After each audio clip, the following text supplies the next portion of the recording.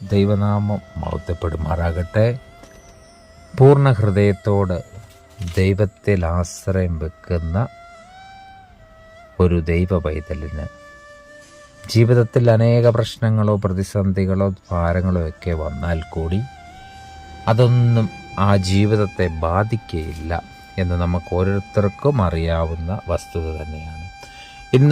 ഇന്നത്തെ തലമുറയിൽ ഏറ്റവും വലിയ പ്രതിസന്ധി എന്ന് പറഞ്ഞാൽ ദൈവഭയം ഇല്ലാതിരിക്കുന്നു. ദൈവം എന്ന് പറഞ്ഞാൽ ആരാണെന്ന് പോലും അറിവില്ലാതെ എല്ലാ കാര്യങ്ങളും സ്വയമായിട്ട് ചെയ്യുകയും, അതുപോലെ തന്നെ ആധുനിക ലോകമാണ്, എല്ലാ സുഖസൗകര്യങ്ങളുമുണ്ട്.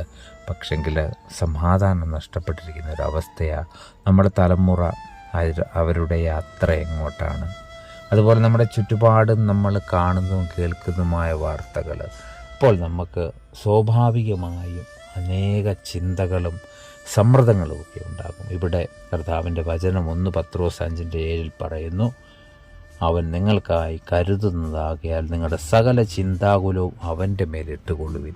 ഇത്രമാത്രം ഉറപ്പോടും ധൈര്യത്തോടും നമ്മളോട് ഇങ്ങനെ പറയുവാൻ കർത്താവ് യേശുക്രിസ്തുവിനല്ലാതെ മറ്റാർക്കും സാധിക്കത്തില്ല. നമ്മളുടെ പാപങ്ങൾക്ക് വേണ്ടി, നമ്മളുടെ ശാപങ്ങൾക്ക് വേണ്ടി, നമ്മുടെ രക്ഷയ്ക്ക് വേണ്ടി ഇറങ്ങി വന്ന ദൈവത്തിൻ്റെ പുത്രൻ നമ്മളോട് പറയുകയാണ്, നിങ്ങളുടെ സകല പ്രശ്നങ്ങളും ഭാരങ്ങളും എൻ്റെ മേലിട്ടുകൊള്ളുക, ഞാൻ നിങ്ങളെ പുലർത്തും. ആ കർത്താവിലേക്ക് തിരിയാം. ആ കർത്താവിൻ്റെ അടുത്ത് ചെന്ന് നമ്മുടെ സങ്കടങ്ങൾ പറയാം. തീർച്ചയായിട്ടും നമ്മളെ രക്ഷിക്കുവാൻ കർത്താവായ യേശുക്രിസ്തുവിന് സാധിക്കും. ഈ വചനത്താൽ ദൈവം നമ്മെ അനുഗ്രഹിക്കട്ടെ. ആമേൻ.